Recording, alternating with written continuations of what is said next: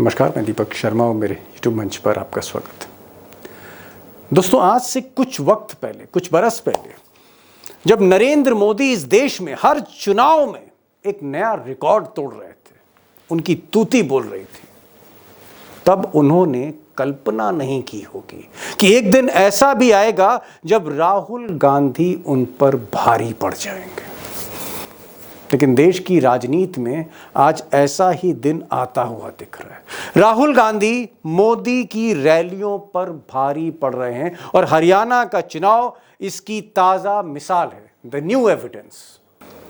अब दोस्तों, पिछले 24 घंटों में हरियाणा में दो इंपॉर्टेंट रैलीज हुई, टू इंपॉर्टेंट रैलीज, आप कह सकते हैं गेम चेंजर रैली, जो माहौल बदलने की कुव्वत रखती थी। एक रैली 25 सितंबर को प्रधानमंत्री नरेंद्र मोदी की हुई सोनीपत में, जहां भीड़ बड़ी मुश्किल से जुटाई गई। और एक रैली, बल्कि दो रैली 26 सितंबर को, यानी आज के दिन, राहुल गांधी की हरियाणा में हुई। और यहां आप कह सकते हैं कि भीड़ जुटी नहीं, भीड़ खुद ब खुद पहुंची और राहुल गांधी ने जैसे समा बांध दिया, राहुल गांधी ने जैसे माहौल बदल दिया, हरियाणा का मिजाज बदल दिया। चुनाव में कांग्रेस पार्टी स्वीप करने जा रही है, आंधी आ रही है। अब दोस्तों, अगले 5 अक्टूबर को, जी हाँ, आने वाले 5 अक्टूबर को हरियाणा में बटन दबेगा। वोटिंग है उस दिन, तय होगा उस दिन कि मोदी सरकार बना रहे हैं दोबारा तिबारा, या फिर राहुल गांधी जो हैं वो कम बैक कर रहे हैं, कांग्रेस कम बैक कर रही है। तय होगा 5 अक्टूबर को। लेकिन 48 घंटे पहले कैंपेन खत्म हो जाएगा, यानी 3 अक्टूबर को लास्ट डे होगा कैंपेन का। यानी आप कह सकते हैं कि चुनाव के अब दिन सिर्फ उंगलियों पर बचे हैं और अगले 72 घंटे, नेक्स्ट 72 आवर्स बहुत इंपॉर्टेंट है, बहुत क्रूशल हैं बीजेपी के लिए और मोदी जी की साख के लिए, कि अगले 72 घंटों में मोदी जी की रैलियां, अमित शाह की रैलियां, बाकी जो बड़े स्टार कैंपेनर हैं बीजेपी, इनकी रैलियां, जनसभाएं क्या करंट पैदा कर सकती हैं? क्या बीजेपी को फाइट में ला सकती हैं? 72 घंटे बहुत इंपॉर्टेंट है।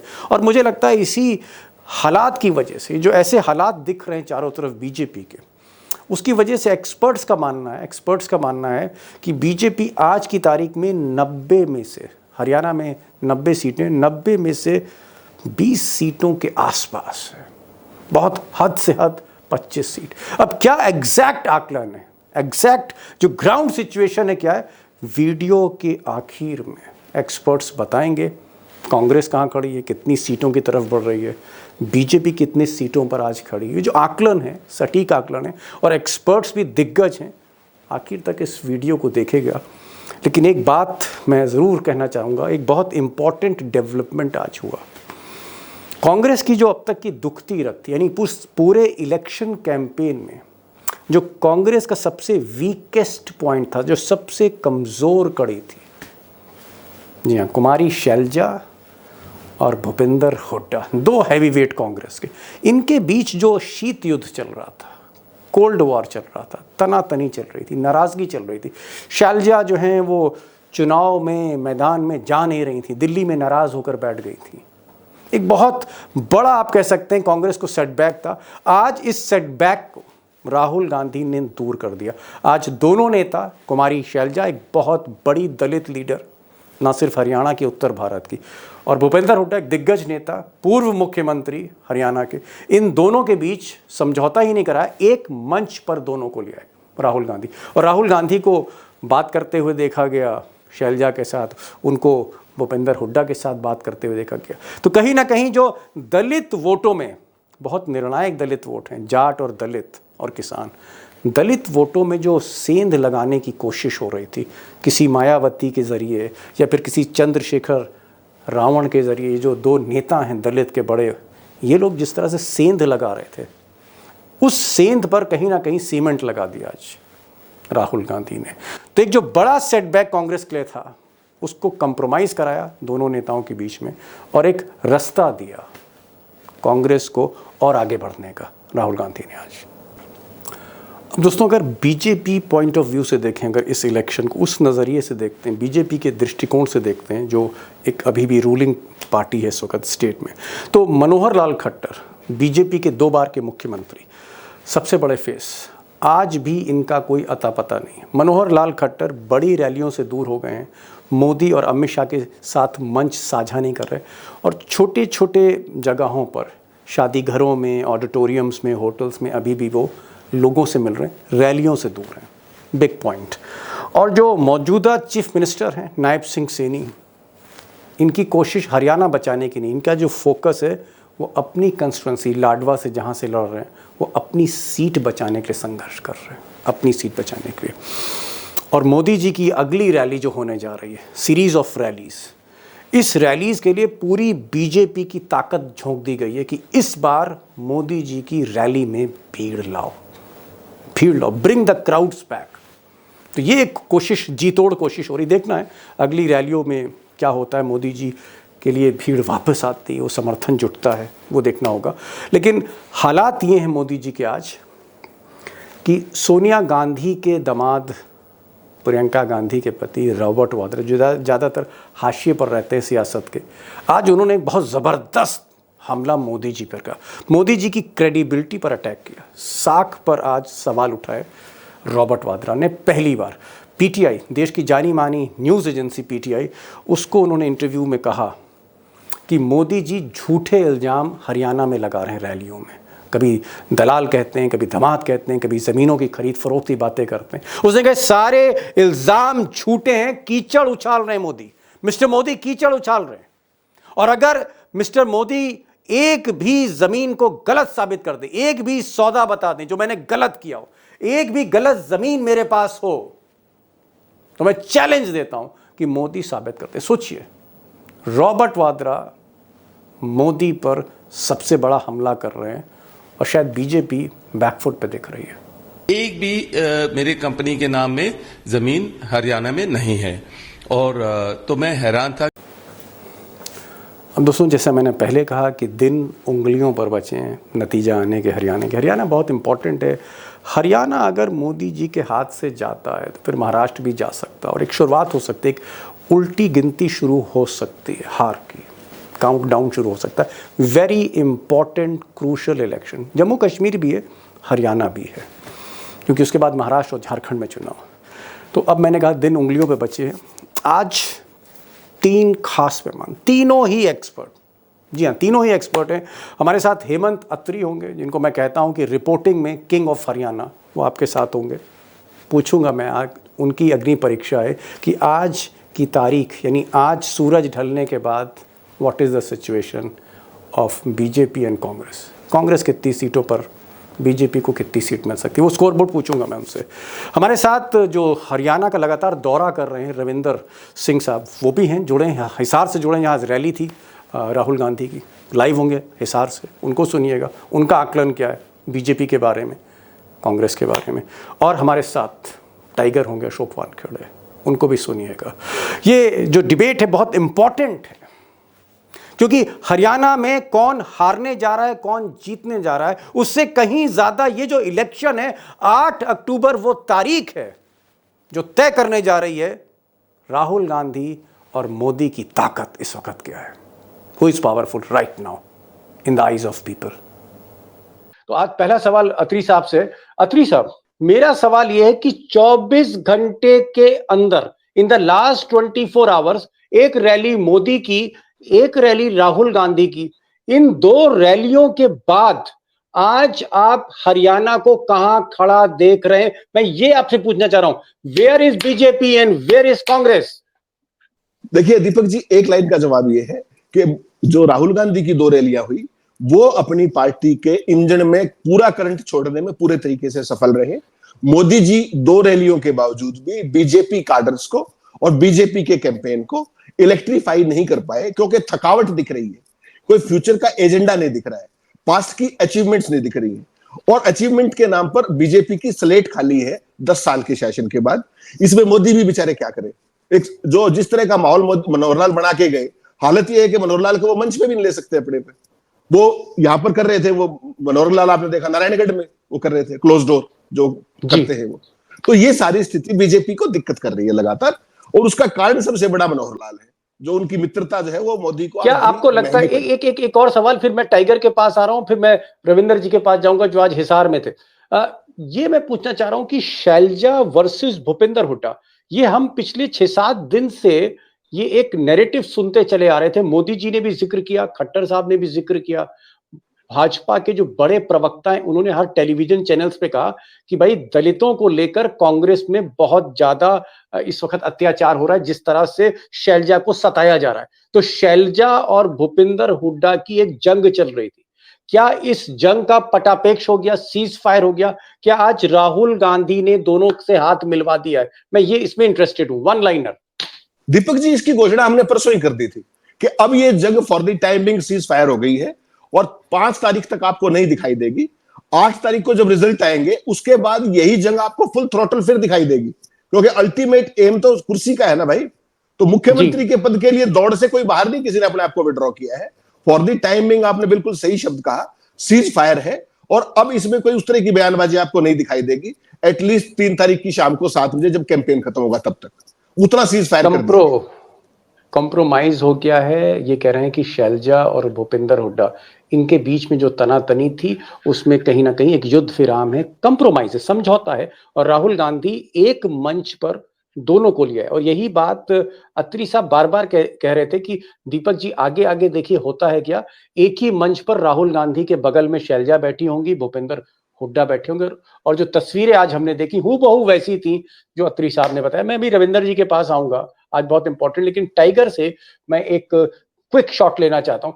टाइगर, ये एक बात इन्होंने कही अत्री साहब ने, इन्होंने कहा कि 230 वोल्ट का करंट चल रहा था, और राहुल गांधी ने आज 56 इंच के जो सीने को जो चुनौती दी, वो 230 का करंट आज 440 वोल्ट का है, और मोदी जी बटन दबाकर भी करंट पैदा नहीं कर पाए बीजेपी में। मोदी जी करंट पैदा नहीं कर पाए और राहुल गांधी ने 230 को 440 कर दिया। ये कह रहे हैं त्रिजा। एक हिंदी में कहावत है दीपक भाई, मुर्दे को घी पिलाने से जिंदा नहीं होता। क्या? मुर्दे को घी पिलाने से जिंदा नहीं होता। तो अरे बाप रे बाप, बीजेपी की स्थिति मुर्दे जैसी है। कितने डॉक्टर्स लाओगे, क्या करोगे? हर डॉक्टर आता है, चेक करता है और सर हिलाता है कि कुछ नहीं बचा। इसके बावजूद भी फिर अमित शाह को लगता है नहीं, कुछ तो एक हाथ कहीं कुछ करेंगे, कोई प्रेस करेंगे। अरे साहब, मोदी जी के पास संजीवनी बूटी है, क्या बात कर रहे हैं टाइगर आप? वो आदमी संजीवनी बूटी लेके चल रहा है। अरे मोदी जी के पास संजीवनी बूटी थी, बीजेपी संजीवनी बूटी के भी हाँ थी। अब बीजेपी की हालत इतनी बुरी हो गई है कि साक्षात हनुमान जी भी संजीवनी बूटी लेके आए तो जिंदा नहीं कर सकते, खासकर हरियाणा में। ओ माय गॉड, स्थिति मैं बार बार कह रहा हूं, ये चुनाव कांग्रेस वर्सेस बीजेपी है ही नहीं, ये चुनाव जनता वर्सेस बीजेपी है। ओके। और कांग्रेस इसका पूरा फायदा उठा रहा है, और राहुल गांधी ने आज से कांग्रेस को जो बूस्टर डोज दिया, जो रिले रेस में जो आखिरी राउंड का जो धावक होता है, वो 100 मीटर दौड़ के बस आखिरी बैटन हाथ में आया कि जयराम जी की, आज राहुल जी ने जाके वो बैटन पकड़ा दिया इनके हाथों में। और जो लोग कह रहे थे कि ये साथ में नहीं दौड़ पाते, तो आज एक फोटोग्राफ ने बीजेपी के तमाम पिछले 10 दिन के कैंपेन की धज्जियां उड़ा दी कि एक तरफ बहन बैठी है, एक तरफ भाई बैठा है, बीच में राहुल बैठे। ओ, सीज फायर तो इनके बीच में पहले ही हो गया था। कितने दिनों से आप मुझे बताइए, पूरे चुनाव में कहा शैलजा जी ने एक भी बात किसी के बारे में बात कही? बहुत मैच्योर नेता है वो, उसने कतई नहीं कहा, हुड्डा जी के बारे में एक शब्द नहीं कहा, उसने किसी के बारे में एक शब्द नहीं कहा, वो चुप्पी साधी बैठी थी। हुड्डा जी ने जरूर कहा कि मेरी बहन है, उसके खिलाफ जो बोलेगा मैं सहन नहीं करूंगा, लेकिन हुड्डा जी ने भी उनके खिलाफ कोई अपशब्द नहीं कहे। तो सीज फायर हो गया था, सिर्फ मैदान में उतर निकला। ये तो क्या हुआ, नहीं पत्ते का दांव है, ये आखिरी। टाइगर, ये बताइए कि ये जो अचानक उन्होंने कहा ये मेरी बहन है, इसके खिलाफ कोई बोलेगा तो ये नहीं, और पूरी इज्जत दी, क्या कहते हैं, शैलजा ने भी भूपेंद्र जी को पूरी इज्जत दे दी, ये क्या राहुल का जलवा है या कांग्रेस जीत रही है, जीत का जलवा है, जीत की अनुभूति है? अरे ये दोनों मैं हेमंत भाई के साथ हूं, ये दोनों की मजबूरियां हैं कि वो उसको बहन कहे, उसको भाई कहे। तलवारें खींचेगी नतीजा आने के बाद, मुख्यमंत्री पद के लिए दबा के लॉबिंग होगी, दबा के संघर्ष होगा। तो फिर इसमें शैलजा जी का भी हाथ हो सकता है। बहुत प्यार से बीजेपी को बहुत कैंपेन करने दिया ओके कि शैलजा जी के साथ अन्याय हो रहा है, ये हो रहा है, ये हो रहा है, और औंधे मुंह बीजेपी को गिरा दिया। ओके अब सवाल यह है, अशोक तंवर के साथ बीजेपी क्या कर रही है? ओके सवाल यह है, अशोक तंवर के साथ बीजेपी क्या कर रही है? ओके कांग्रेस ने तो राष्ट्रीय अध्यक्ष भी दलित बना दिया, राजस्थान हरियाणा में भी दलित अध्यक्ष है। कांग्रेस तो दलितों के साथ क्या करती है सारी दुनिया देख रही है। अब बहन जी को भी स्टेज पे बिठा दिया है। लेकिन अशोक तंवर के साथ आपने क्या किया? अशोक तंवर का नाम लेने वाला कोई नहीं है, कहीं दिखाई नहीं देते पूरे चुनाव में विधानसभा के। ये अध्यक्ष हुआ करते थे कांग्रेस के। तो आज बेसिकली जो आपने सवाल पूछा, जो आप बार बार पूछते हो ना हेमंत जी को, हेमंत जी जरा बेचारे थोड़े से मेरे से ज्यादा मैच्योर्ड है, मैं मानता हूं। तो इसीलिए जब आपने पूछा कि बीजेपी और कांग्रेस कहाँ है, मैं कह रहा हूं कांग्रेस ही कांग्रेस है, बीजेपी कहाँ है। ओके ठीक है टाइगर, मैं आ रहा हूँ लेकिन मैं जरा हिसार जाना चाह रहा हूँ, जहाँ बड़ी जबरदस्त रैली थी और रैली राहुल गांधी की थी और वहां पर रविंदर जी थे। रविंदर जी, रैली के बारे में मैं नहीं पूछना चाह रहा, मैं आपको डिसअपॉइंट थोड़ा कर रहा हूँ। मुझे एक सवाल का जवाब दीजिए जो मुझे परेशान करता है अक्सर। ये जो खट्टर साहब है, जो लंगोटिया यार मोदी जी के, एक मोटरसाइकिल पर बैठ के चलना, एक दरी पे सोना, एक थाली में खाना खाना, 2 बार मुख्यमंत्री मोदी जी ने बना दिया। आज की तारीख में इतना पुराना यार, सुदामा और कृष्ण कह लीजिए, धर्मेंद्र कह लीजिए, अमिताभ बच्चन कह लीजिए, जय वीरू कह लीजिए, जो भी कह लीजिए, आज क्या वजह है? And I want a very honest answer. Manohar Lal Khattar और मोदी जी के बीच में टेलीफोन की तार क्यों टूट गई? एक दूसरे को मैं मंच पर एक साथ क्यों नहीं देख रहा हूं? What is the matter sir? Sir, Modi ji की गारंटी की कितनी अहमियत है, आज उससे ज्यादा अहमियत है खट्टर की गारंटी। खट्टर को अपने इलाके में बुलाओ और 100% हार पाओ, इतनी बड़ी गारंटी। मोदी की गारंटी कहीं खड़ी नहीं होती, खट्टर की गारंटी कैसे? मतलब आप कह रहे हैं कि खट्टर साहब इतनी एंटी इनकम्बेंसी कि जहां जाएंगे वहां वोट बढ़ने की जगह बीजेपी के कम हो जाएंगे, आप ये कह रहे हैं? कम हो जाएंगे, ढूंढे से नहीं मिलेंगे सर। जहां पड़े संतन के पांव वहीं पे बनता धार। अभी हिसार में गए, मैं जहां बैठा हूं, हिसार के विधानसभा में वो वीडियो आपने देख लिया क्या है? उस वीडियो में वो कह रहे हैं, क्या कह रहे हैं देख लीजिए, कि तुम्हारी हिम्मत कैसे हो गई मेरे से सवाल पूछने की, तुम्हारी हिम्मत कैसे हो गई? हम 4 लोग यहाँ बैठ के बात कर रहे हैं साहब, ये सरकार की दी हुई हिम्मत से ही तो कर रहे हैं ना। ये संविधान ने हमको हिम्मत दी है ना सवाल पूछने की। जो संविधान हमारी हिम्मत की रक्षा करना ही तो खट्टर साहब जैसी सरकारों की जिम्मेदारी है। और है क्या उनकी जिम्मेदारी? हमको जो हिम्मत मिली है जमहूरियत से, जमहूरियत में का संविधान के आईन से, उसकी रक्षा करना ही तो उनका काम है। वो उस पे सवाल पूछ रहे हैं कि तुम्हारी हिम्मत कैसे हो गई। आप देखिए कि कैसे उल्टी गंगा बह रही है। भैया, हमारी हिम्मत की सुरक्षा करना ही सरकारों की जिम्मेदारी है। वो उसके खिलाफ बोल रहे हैं कि तुम्हारी हिम्मत कैसे हो गई मुझसे सवाल पूछने की। तो क्या ये बात सही है?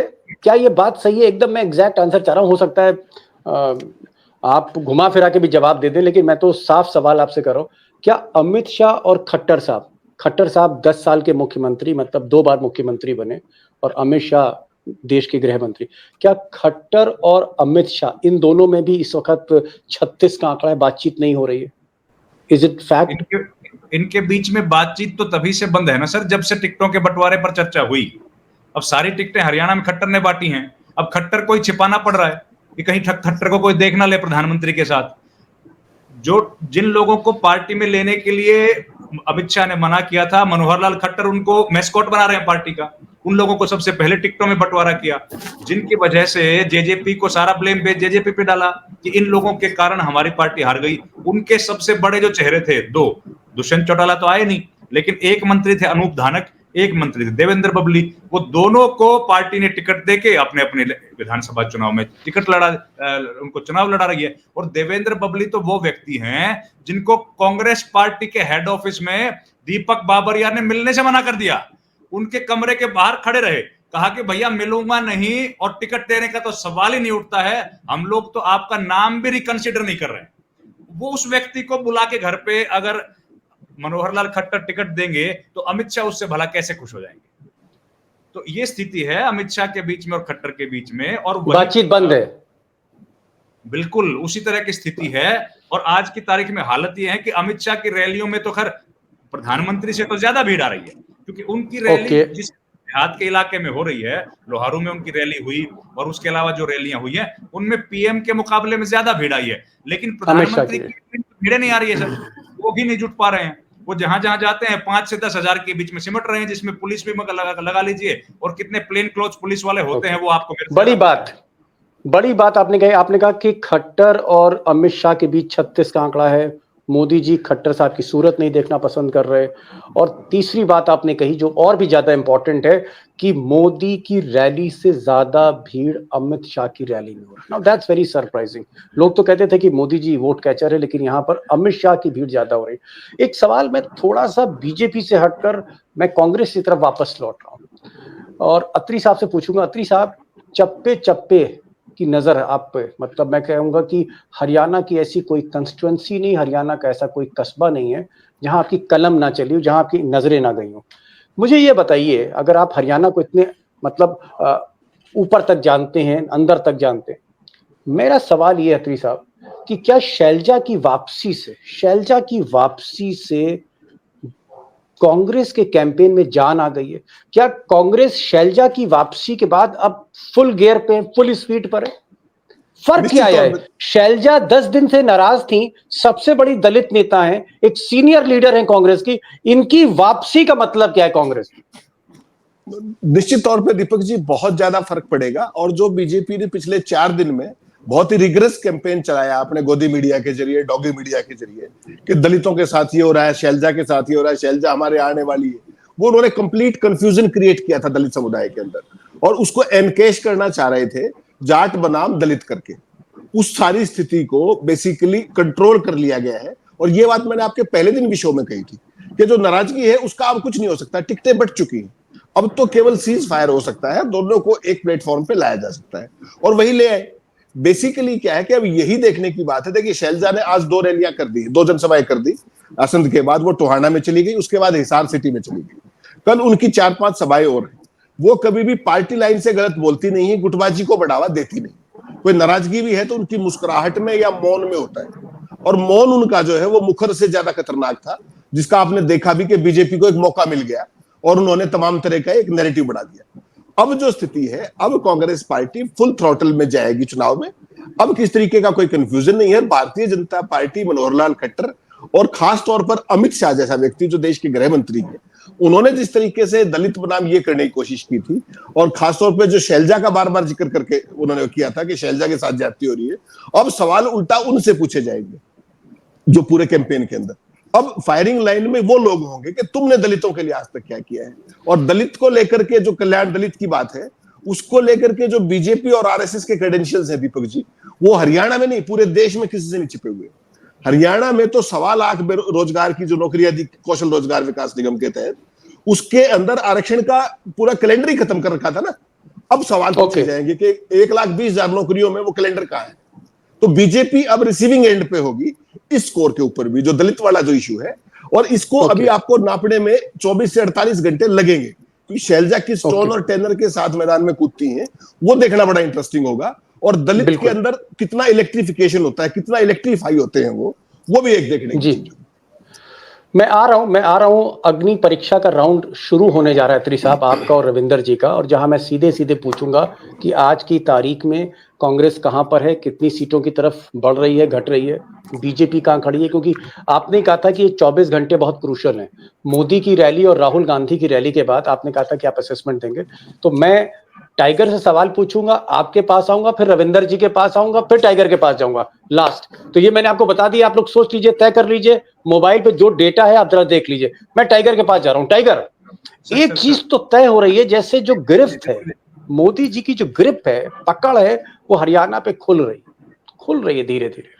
और उसमें से खट्टर भी निकल रहे हैं, नायब सिंह सैनी भी निकल, तमाम नेता उस मुट्ठी से निकल रहे हैं। तो हरियाणा तो जिसे कहते हैं ना, हरियाणा तो गयो, ऐसा लग रहा है। ये बताइए, महाराष्ट्र भी गयो, महाराष्ट्र का क्या है? अगला कदम तो साहब महाराष्ट्र में। महाराष्ट्र तो कब का गयो, लोकसभा चुनाव में ही नरेंद्र मोदी के हाथ से सब कुछ चले गयो है। ओहो, कई बात कर रही हो दीपक भाई। लोकसभा के नतीजे आने के बाद भी आपको लगता है यूपी उनके हाथ में है, महाराष्ट्र उनके हाथ में है? क्या बात कर रहे हैं एग्जैक्ट पोजीशन टाइगर, 1 मिनट के अंदर महाराष्ट्र की एग्जैक्ट पोजीशन। हरियाणा के बीच में मैं महाराष्ट्र इसलिए दोस्तों ले आया, मैं इसलिए दोस्तों महाराष्ट्र ले आया क्योंकि महाराष्ट्र बहुत इंपॉर्टेंट है। कल यदि महाराष्ट्र में वोटिंग होता है तो बीजेपी 50 के नीचे, 288 में से। ओहो, ठीक है। और पूरी एनडीए गठबंधन 80 से नीचे। यदि कल बहुत चुनाव बड़ी बात कह रहे हैं, बहुत बड़ी बात टाइगर कह रहे हैं आप। मैंने जब 9 बोला था तब भी, मैंने जब सिंगल डिजिट बोला था तब भी यही बात होती थी लोकसभा में कि बड़ी बात कर रहे हैं आप। और रही बात, आपने एक बात और मुझे आपको मैं ये करूं, आपने जो स्टार्टिंग में ओपनिंग में कहा था कि खट्टर साहब तो मोटरसाइकिल पे घुमा करते थे और दोनों साथ में और दोस्ती थी।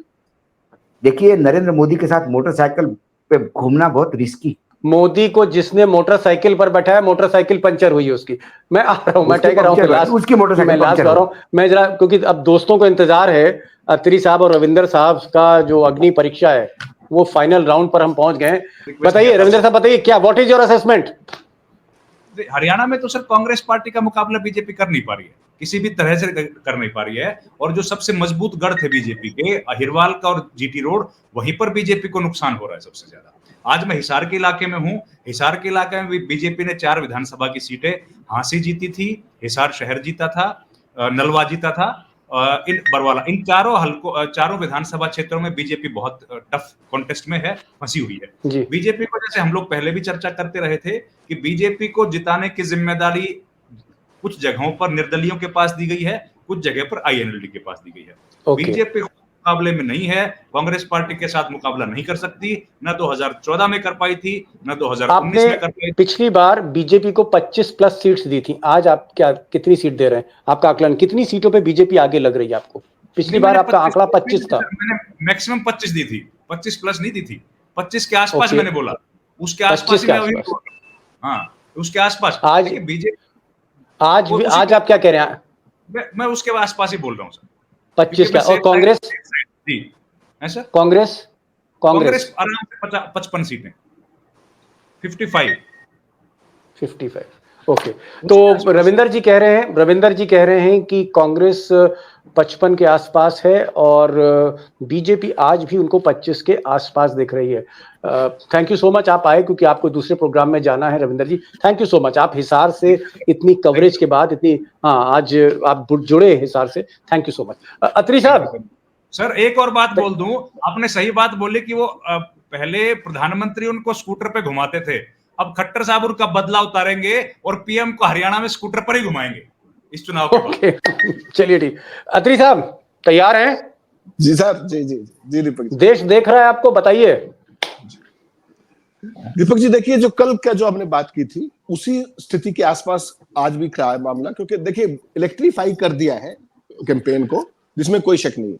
लेकिन इस पे instead of jumping to the guns, जो रियलिस्टिक चीज है वो ये है कि जो बीजेपी ने कंफ्यूजन फैलाया पिछले 4 दिन में, और अब चूंकि शैलजा वापस आ गई है दलित वोटों वाले मामले में, मुझे लगता है कि 24 घंटे अपने को और इंतजार करना चाहिए कि वो जो चीज है जो उन्होंने नुकसान कर दिया था बीजेपी ने उनके नैरेटिव में, वो कितनी रिकवर होती है, एक बात रियलिस्टिक टर्म्स में। और व्यवहारिक पक्ष ये है कि जैसे मैंने आपको कल कहा था, पहले इसमें बीजेपी आज की जो ये सारा राहुल गांधी का ये हुआ है, कांग्रेस पार्टी का जैसे हमने कहा था 60+-2, उसमें फिलहाल के लिए कोई चेंज मैं इसलिए नहीं कर रहा हूं क्योंकि जो बीजेपी का नेगेटिव ये कैंपेन था दलितों के बारे में कांग्रेस को लेकर के, उसका आउटकम देखा जाना है अगले 24 या 48 घंटे। आप कह रहे हैं कि 60, आप क्या कह रहे हैं? कांग्रेस 60+-2, मतलब 62 भी हो सकती है कांग्रेस, 58 भी, 58 भी हो सकती, मतलब जो आपका असेसमेंट है उसमें कोई तब्दीली नहीं आ रही अभी मैं जान के इस पे, इसलिए I am not jumping to the guns के थोड़ा सा कल का और देखे कि शैलजा के कैंपेन को किस तरीके का रिस्पांस मिलता है उस सेगमेंट से जिसको बीजेपी ने कंफ्यूज करने की कोशिश की थी। ये एक रियलिस्टिक तरीका है जानने का, instead of jumping to the guns. Number 1, जो भारतीय जनता पार्टी की जो मैंने बात कही थी, Bharatiya Janata Party minimum 15 seat minimum, और maximum at the best Modi ji यहाँ पे 7-8 दिन जो बचे हुए हैं कैंपेन के, वो यहाँ बैठ भी जाए तो भी मैक्सिमम 20 सीट संभव है, उसके अलावा नहीं। फिर एक बात राइडर कह रहा हूं, जिस तरीके का बीजेपी का जो चुनाव है जो कैंपेन नहीं है और केवल दूसरों के भरोसे है कि आप जीत जाए, भाऊ जीत जाए, मेरे बस का तो कुछ है नहीं, उस टाइप का खेल कर रही है बीजेपी। जो मैंने आपको कल भी बताया था कि 19 सीटों पे फोकस कर रही है और जो बाकी जो सीटें हैं वो सारी की सारी वो दूसरी पार्टियों के जरिए खेल रही है। तो ऐसे में अल्टीमेटली जो स्थिति है, बीजेपी का अगर यही नैरेटिव नहीं रहा, जो नैरेटिव नहीं बना, किसी दशा और दिशा नहीं पकड़ी, मैं फिर आपको रिपीट कर रहा हूं कि बीजेपी सिंगल डिजिट में भी सीमित हो सकती है। ये मेरा आशंका मुझे है।